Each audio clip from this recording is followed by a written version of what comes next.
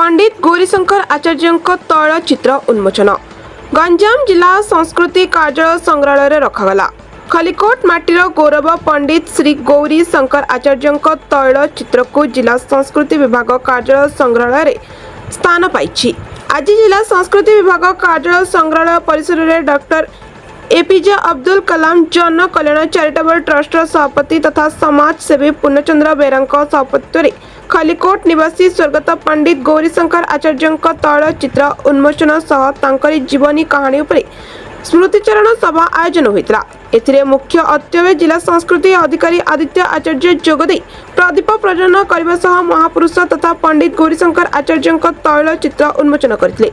से निज वक्तव्य कहिथिले श्री आचार्य महोदय जड़े अदम्य पंडित समेत ज्ञानर ग्रंथागर थिले। आज युवपीढ़ी माने किपरि भावे महापुरुष मानक भूली जाउथबारु आमे एही संग्रहालय तैल चित्र उन्मोचन कर जायछि। उक्त कार्यक्रम प्रारंभ में वंदे उत्कल जननी संगीत गान कर पंडित आचार्य जीवनी कहानी उपरे स्मृतिचारण करथिले। उपस्थित समस्त अतिथि और ज्ञानी गुणी बुद्धिजीवी मंडली डॉक्टर अजय कुमार त्रिपाठी निज वक्तव्य संस्कृति अधिकारी को अनुरोध करथिले। उक्त संग्रहालय जो महापुरुष तैल चित्र रही संस्कृति विभाग तरफ से जीवनी कहानी उपरे पुस्तिका रचना करा जाऊ, जहाद्वारा आसंता कालीर युवपीढ़ी माने एही महापुरुष मानक महानता जानि परिबे।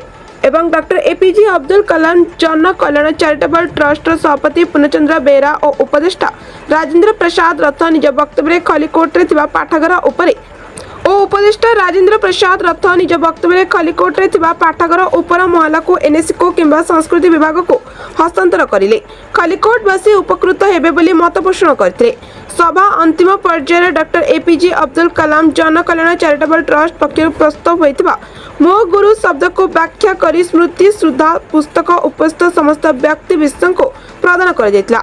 शिक्षयित्री अंजना कुमारी बेहरा मनपत्र पठन करने सह स्वेच्छासेवी क्षेत्र में कार्य करुवा किछि व्यक्ति विशेष को उत्तम कार्य निमंते उपटोकन सह मानपत्र दे सम्मानित कर जायतिला। आज कार्यक्रम में अन्य मानक मध्य श्री श्री प्रसाद आचार्य, जय दुर्गा प्रसन्न आचार्य, आईनजीवी ब्रजमोहन आचार्य, राजेंद्र दास, श्रीनिवास पी धर्मा रेड्डी, सुरेंद्र सेनापति, तपन कुमार पंडा बहु मान्य गण्य व्यक्ति उपस्थित थे। उक्त सभा को तपन बेरा संपूर्ण भाव सहयोग करते। शेष में ट्रस्ट संपादक पंचानन सूद धन्यवाद अर्पण करते। खलिकोट दिलीप साहू रिपोर्ट, प्रेरणा न्यूज टुडे।